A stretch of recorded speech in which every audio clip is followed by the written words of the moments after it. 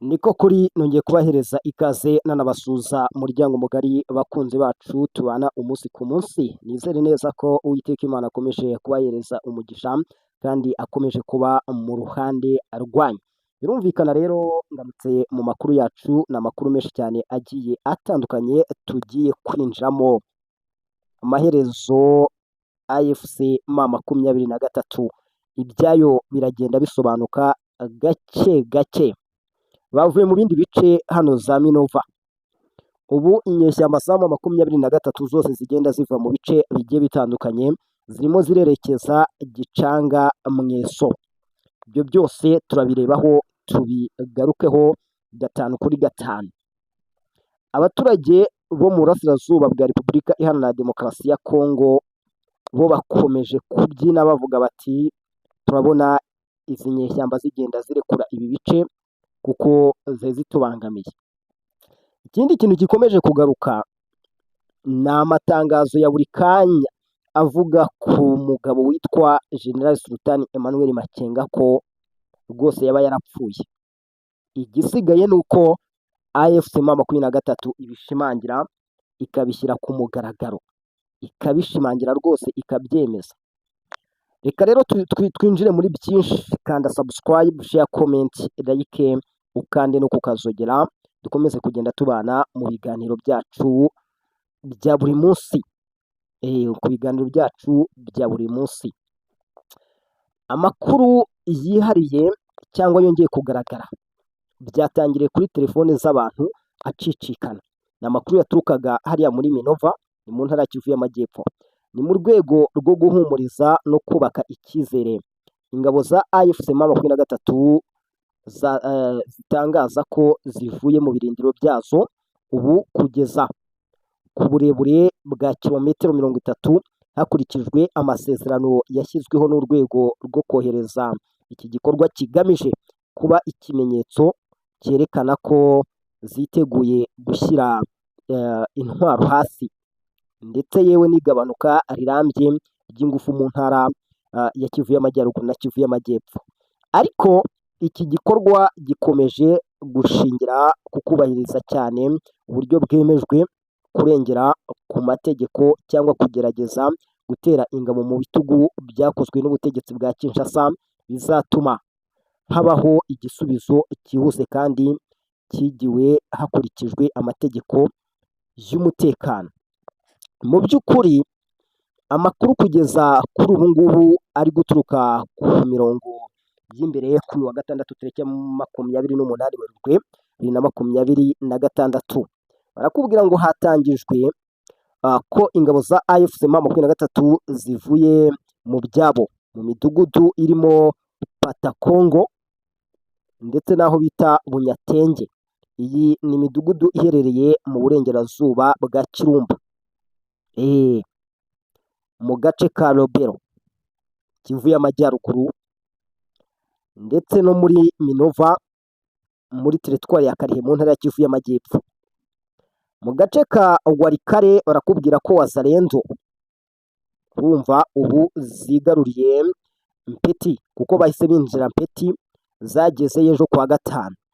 Ikanune, Kateku naho bita Bukumbirwa n'ahantu hitwa Rusamambo mu itsinda rya Ikobo.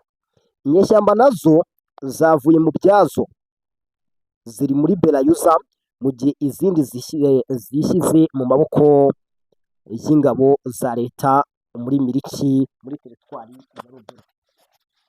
Nk'uko bivugwa rero n'umuntu uri mu nyeshyamba, uku kwimuka biteganijwe n'ibizakomeza kugera mu burebure bwa kilometero 30 uvuye aho zari ziri. Iyi gahunda izaba ari imwe mu ngamba zo kubaka icyizere kigamije guteza imbere ikirere gitanga amahoro. Kugeza kuri ubu ni amakuru arimo agenda aturuka ku mirongo y'imbere ku rugamba. Amakuru aravuga ko izi nyeshyamba zose zirimo zigenda ziva muri ibi bice, abambere barimo berekeza hano Mweso ndetse na Gicanga, abenshi ariho bagomba guturiza. Sinzi impamvu yuko utu duce ariko twahisemo. Mweso murahabona hano muri Masisi, Gicanga naho murahabona uriya Gicanga ikora muri Masisi ndetse na Rucuru, sibyo se? Ni Gicanga cyangwa Gicanga ni Masisi? Gicanga ni Masisi, ahubwo inyuma ya Gicanga ugeze mu Bwiza ushobora kwinjiramo mu duce tumwe two muri Masisi ariko igakomeza inyuma muri Rucuru. Umuhanda ugana ngo Kinshasa ntukigendwa n'inyeshyamba za M23, ngo inshinga yitwa gutera imbere ubu ikoreshwa mu cyerekezo gitandukanye, ngo umwiherero nyuma ya Uvira, Runyasenge, Vukununu, Kirikiri, Kipesa, Kasima, Katondi, ahitwa Kitsumbiro, Kanyambi, Mambasa, yivanye mu bushake muri Arimbongo ikiri hariya muri Ropero kuva ku wa gatanu nimugoroba kugeza kuri uyu wa gatandatu. Mu by'ukuri ibikomeje kugaragara kuri izi mbuga nkoranyambaga cyangwa réseaux sociaux biragaragaza ko inyeshyamba za AFC M23 zikomeje kuva muri ibi bice pe.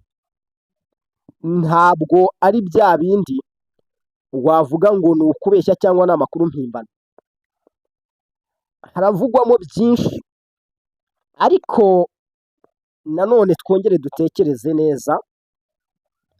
Hari andi makuru mu kanya gato cyane navuga ko nongeye kwakira aturutse ku mirongo y'imbere ku rugamba, kandi nayo ushobora kwitegereza neza ugasanga afitanye isano no kuba inyeshyamba za M23 ziri gusubira inyuma kandi zirimo zihuriza hamwe. Urumva ntabwo bamwe bavanga bahite bajya mu kandi gace, barimo barihuriza hamwe. Shaka mujye muri comment namwe mwandike, kuko kuva gusubira inyuma kw'inyeshyamba za M23 ntabwo haratangazwa ikintu kiri official kigomba gukorwa. Turabizi twese ko aba basirikare ba General Sultan Emmanuel Makenga bahuye n'ikibazo gikomeye, bahuye n'igihombo gikomeye mu bice bitandukanye. Urumva guhura n'iki kibazo rero, urumva cy'igihombo kidasanzwe, hashobora kubaho kuvuga ati mwese musubire inyuma nk'amayeri y'urugamba. Urumva mwese mugire gute? Musubire inyuma. Mu gusubira inyuma bakabanza bakajya hamwe, kuko bashobora kugera mu bice abasirikare bakababana bake n'ibikoresho bikababana bake, bakavuga ati reka twongere dusubire inyuma, twongere twihurize hamwe, habeho kugaba ibitero. Icyo ni ikintu gishoboka cyane mu rugamba, ayo mayeri abaho. Mu gihe bamwe bavuga bati kuba Amerika yarasabye u Rwanda gukuraho ingabo zarwo, kuba hari gusinywa amasezerano y'amahoro, ariko nuza kureba neza ugomba kwitondera ikintu cyitwa amayeri ari gukoreshwa n'aba bagabo, kuko bama bayagira, bo bagira amayeri menshi cyane kandi y'urugamba. Nyirizina kuba nta kintu kiri official bari bwashyira ahagaragara ati uku kuva muri ibi bice tugenda duhurira hamwe, dufite ikindi kintu tugiye gukora cyangwa kigiye gukorwa, birasaba gutegereza. Aha hari raporo nshaka kubasomera ngo umuburo wa AFC ngo yitegura guhurira Gicanga mu Kinshasa mu Busuwisi nyuma yo gusubira inyuma ibirometero 30. Reka tubanze turebe iki kintu. Umutwe wa AFC muri iyi mpera y'icyumweru wakomeje kuvana ingabo zawo mu bice bitandukanye by'intara Kivu y'Amajyaruguru na Kivu y'Amajyepfo, wagenzuraga uzisubiza inyuma. Amakuru avuga ko kuri uyu wa gatandatu AFC yavanye ingabo zayo mu duce twa Patakongo n'ahitwa Bunyatenge duherereye mu burasirazuba bwa Kirumba muri Lobero, no mu gace ka Minova ko muri teritwari ya Karehe mu ntara ya Kivu y'Amajyepfo. Utu duce turiyongera ku twa Mpeti, Kanune, Kateku, Bukumbirwa, Rusamambo two muri teritwari ya Warikare. AFC iheruka kuvana ingabo zayo. Umva, amakuru avuga ko ingabo z'uyu mutwe ziri gusubira inyuma zikagera mu birometero bibarirwa muri 30 uvuye mu duce zagenzuraga. Umuyobozi w'umujyi wa Goma witwa Julian Katembo, ubwo urumva yasimbuye Jimmy Nzamuye witabye Imana, yasobanuye ko gusubira inyuma kw'ingabo za AFC M23 biri mu bigize ibiganiro by'amahoro, aho impande zombi zigomba gusubira inyuma ibirometero 30 kugira ngo ibiganiro bikomeze. Katembo yavuze ko AFC M23 izi neza ko Tshisekedi atazubahiriza ibyo impande zombi yumvikanye bijyanye no kuba ingabo ze zifatanyije n'abarimo Wazalendo zikomeje kugaba ibitero ngo byicirwamo abasivili batari bake. Uyu muyobozi kandi yahishuye ko ibiganiro bitaha hagati ya AFC M23 na Kinshasa aho kubera i Doha muri Katari bizabera mu Busuwisi. AFC yaburiye ko icyo ari cyo cyose kizarenga ku bwumvikaneho cyangwa igerageza ry'igitero riturutse ku butegetsi bwa Kinshasa rizahita risubizwa aho ako kanya kandi mu buryo bungana hakurikijwe ibisabwa n'umutekano.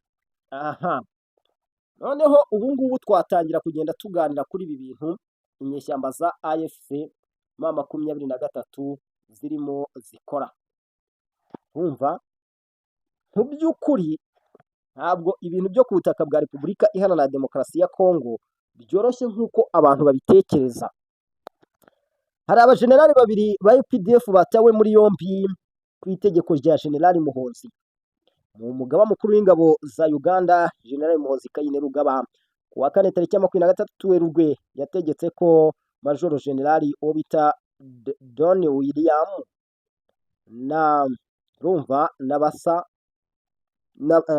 Dan William na Basa na Brigadier General Johnson na Manya Abaho batabwa muri yombi kubera ibyaha bifitanye isano na ruswa.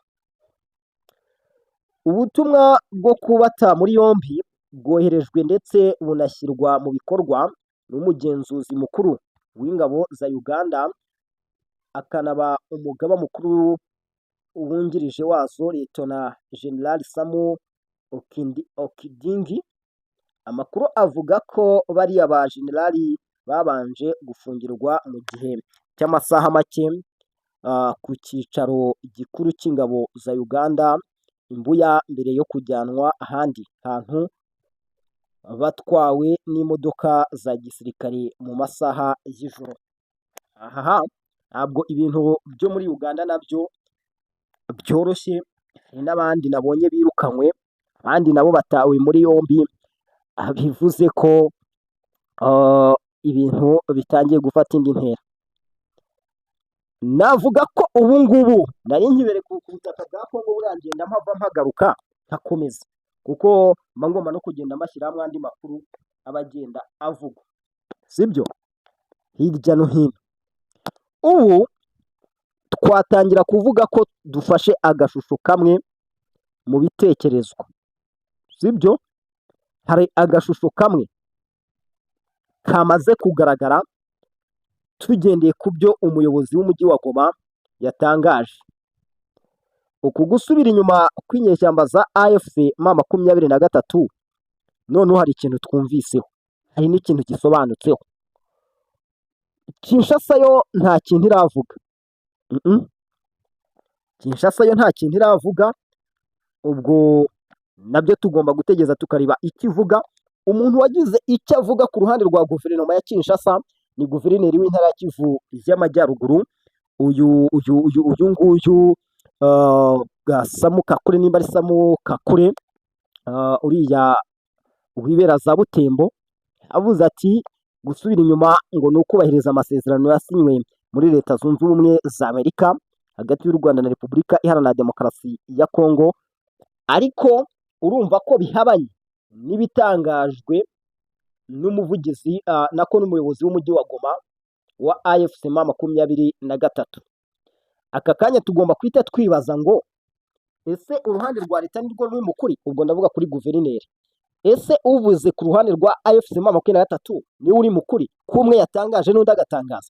Ikindi kintu gikomeje kuvugwa muri AFC, nimba bizakomeza kuvugwa, nimba inkuru izaba impamo, nimba zizaba rumazi, ni urupfu rw'umugabo witwa General Sultan Emmanuel Makenga. Kugeza kuri ubu ngubu bivugwa ko yapfuye, ariko hakaba hatarashyirwa itangazo hanze riri officially. Amakuru yo kuri iki gicamunsi nyasoreza aha ngaha, nkomeza kwifuriza igicamunsi cyiza. Murakoze cyane.